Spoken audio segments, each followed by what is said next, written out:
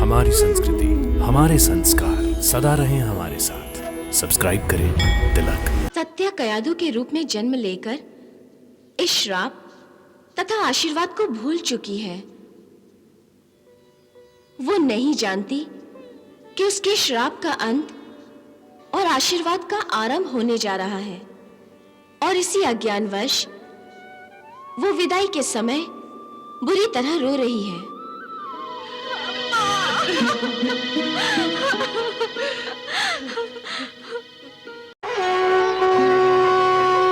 ये राक्षस कभी नहीं सुधर सकता। ऐसे विष्णु विरोधी के सामने ये नाग कन्या कुछ नहीं कर सकेगी। ये बेचारी उस अत्याचारी के डर से सारी भक्ति वक्ति भूल जाएगी। उमा नाग कन्या कयाधु की भांति प्रभु के जो सच्चे भक्त होते हैं, वो जलते अंगारों पर भी अपने प्रभु का स्मरण करते हैं। उनका विश्वास बड़ा दृढ़ होता है और उनकी सहन शक्ति भी बहुत होती है। कयाधु प्रभु की इतनी बड़ी भक्त है? है नहीं, सदा ही रही है। सदा ही? हाँ उमा, कयाधु पूर्व जन्म में भगवान विष्णु की 8 सेविकाओं में से एक विशेष सेविका थी। उसका नाम सत्या था और वो प्रभु की प्रहरी भी थी। भगवान विष्णु की विशेष सेविका, और आज इसका ये हाल कि उसे विष्णु विरोधी हिरण्यकश्यप की अर्धांगिनी बनना पड़ा। परंतु कयाधु का जीवन इन 2 विपरीत अवस्थाओं का शिकार क्यों है दीदी? ये एक श्राप और फिर श्राप को आशीर्वाद में बदलने की कथा है। ये तो बड़ी रोचक कथा लगती है दीदी। पूरी कथा सुनाइए ना। सुनाती हूँ। तुम तो जानती हो उमा, विष्णु लोक एक बहुत ही विशाल अष्टकमल पर है, जिस पर प्रहरी के रूप में 8 शक्तियां रहती हैं। भगवान विष्णु तक पहुंचने के लिए विष्णु लोक के 9 द्वारों और तेजस्वी प्रकाश के 8 चक्रों से होकर गुजरना पड़ता है। हाँ दीदी। एक अंगीरा ऋषि भगवान विष्णु के दर्शन के लिए आए। एक एक करके जब अंगीरा ऋषि 4थे द्वार पर पहुंचे, तो वहां की प्रहरी सत्या अर्थात आज की कयाधु ने उन्हें रोका। प्रणाम ऋषिवर। मैं जानती हूँ आप भगवान विष्णु के दर्शन करने आए हैं, परंतु इस समय आप उनके दर्शन नहीं कर सकते। तुम्हारा इतना साहस कि हमें रोको? कदाचित तुम हमें जानती नहीं हो। मैं जानती हूँ ऋषि अंगीरा, परंतु आपको इसलिए रोक रही हूँ कि भगवान इस समय विश्राम कर रहे हैं। तुम भगवान और भक्त के बीच में बाधा डाल रही हो। समझने का प्रयास कीजिए ऋषिवर। हट जाओ मेरे रास्ते से। मैं विवश हूँ ऋषिवर, अपने कर्तव्य से नहीं हट सकती। तुम्हारा इतना दुस्साहस, तुम्हें इसका दंड भोगना होगा। तुम अधर्म पर हो, इसलिए तुम्हें विष्णु लोक छोड़कर किसी अधम योनि में जाना चाहिए। मैं तुम्हें शाप देता हूं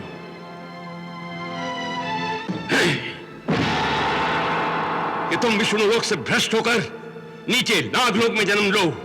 हे ऋषिवर, आपने बिना कारण ही मुझे श्राप दे दिया। मेरा दोष इतना बड़ा नहीं कि आप मुझे श्राप देते। हमारे मुंह से बिना कारण शाप नहीं निकल सकता। यह शाप तुम्हें भोगना ही पड़ेगा। यह अन्याय है ऋषिवर, आप अपना शाप वापस ले लीजिए। यह कन्या ठीक कह रही है ऋषिवर, आपने इसके साथ अन्याय किया है। हमें न्याय अन्याय की शिक्षा देने वाला कौन है? नारायण नारायण नारायण, मैं आपका सेवक। प्रणाम मुनिवर। देवर्षि नारद। हाँ मुनिवर, नारद का प्रणाम स्वीकार हो। हम भी आपको प्रणाम करते हैं। प्रणाम। ऋषिवर अंगिरा, आपने क्रोध में आकर शाप तो दे दिया, परंतु आप यह भूल गए हैं कि विष्णु लोक में शाप नहीं दिया जाता। यह भूल तो हो गई नारद जी, परंतु अब क्या हो सकता है। जो शाप एक बार दे दिया सो दे दिया, उसे वापस तो नहीं लिया जा सकता। परंतु आप जैसे ऋषिवर के मुंह से विष्णु लोक में भी यह शाप कैसे निकल गया? फिर आप इतने शक्तिशाली हैं, आप चाहे तो इस शाप को आशीर्वाद का रूप भी दे सकते हैं।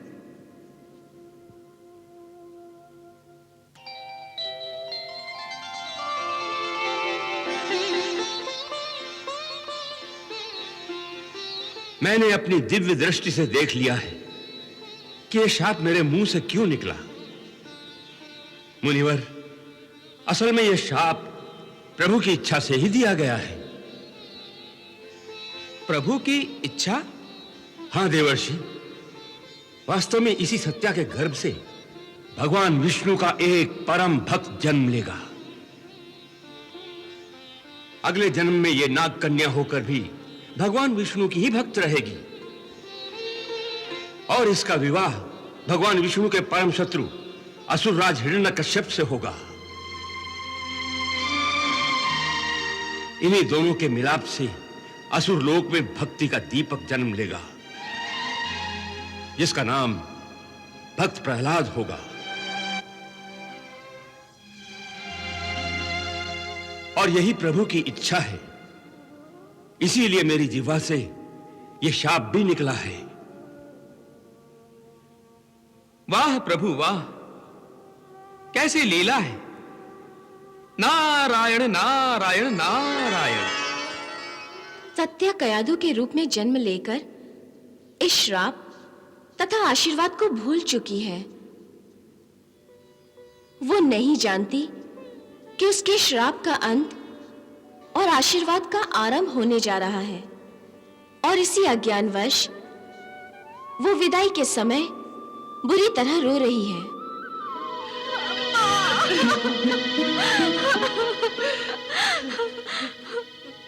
पुत्री, मायके में माँ बाप अपनी पुत्री को जो संस्कार देते हैं, उनका पालन करके ही बहू अपने ससुराल वालों का दिल जीत लेती है। परंतु तुम्हारे ससुराल वालों की तो रीत ही अलग है। तुम असुर लोक जा रही हो ना, इसलिए तुम्हें वहां समय समय पर अपने संस्कारों की बलि चढ़ानी होगी और अपने पति परमेश्वर की हर इच्छा पर अपने को भेंट चढ़ाना होगा। हाँ माताश्री, विवशता का ये पाठ तो मैं कल रात ही पढ़ चुकी हूँ। कल रात मुझे अपने पति परमेश्वर की इच्छा पर अपनी परम इच्छा को भेंट चढ़ाना पड़ा। मैंने स्वयं भगवान विष्णु की मूर्ति उनके हाथों में दे दी और फिर उन्होंने इस मूर्ति को नहीं पुत्री, जो विवाहित जीवन के आरंभ में ही तुमने इतना बड़ा अत्याचार सह लिया, तो इसके आगे के सारे अत्याचार तुम्हें छोटे लगेंगे। भगवान विष्णु तुम्हें इन अत्याचारों को सहने की शक्ति दे। पिताश्री, बलिदान देने वाले यदि अपने किए हुए बलिदान पर आंसू बहाएं, तो बलिदान की मर्यादा का अपमान होता है। काश मैं ये बलिदान ना करता, अपने लाडली की खुशी पर नागलोक को बढ़े चढ़ा सकता। परंतु मैं केवल तुम्हारा पिता नहीं हूं, नागलोक का राजा भी हूं, और राजा के लिए उसकी प्रजा भी उसकी संतान की भांति ही होती है। इसीलिए मैं तुम्हारी खुशियों को नागलोक के रक्त में रंग नहीं सकता था।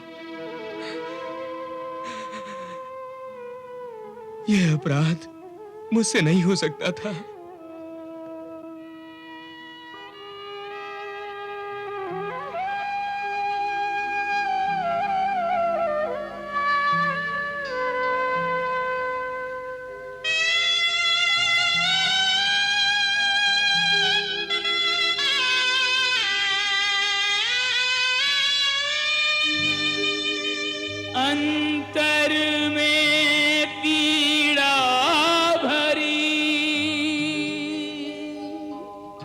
छल के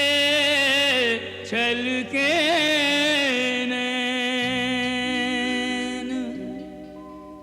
कांपते होठों से कहे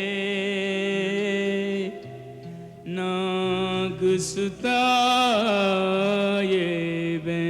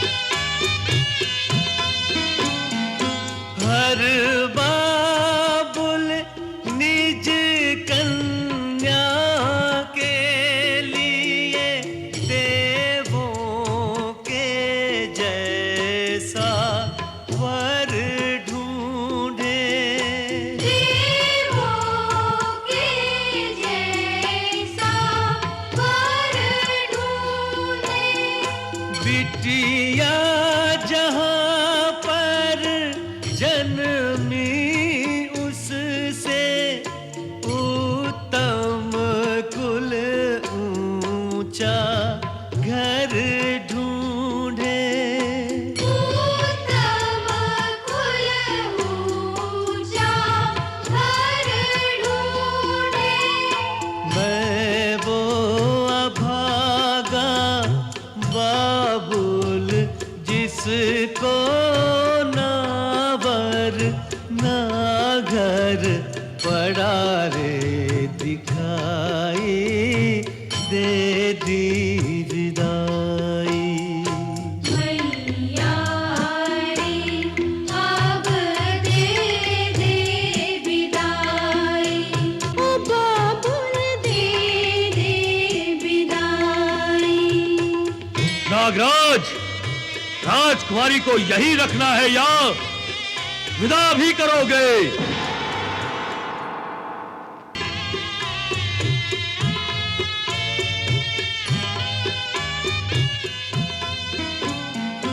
बाबुल ने काट अपना कलेजा रख दिया है एक अधर्मी के रथ पे रख दिया एक अधर्मी के रथ पे। माता ने प्रतिमूर्ति को अपनी भेज दिया शूलों के पथ पे। राजा का धर्म तो जीत गया रे, हार गए हैं बाबुल माई देके विदाई। हिरण्यकश्यप की जय, हिरण्यकश्यप की जय, हिरण्यकश्यप की जय, हिरण्यकश्यप की जय, हिरण्यकश्यप की जय।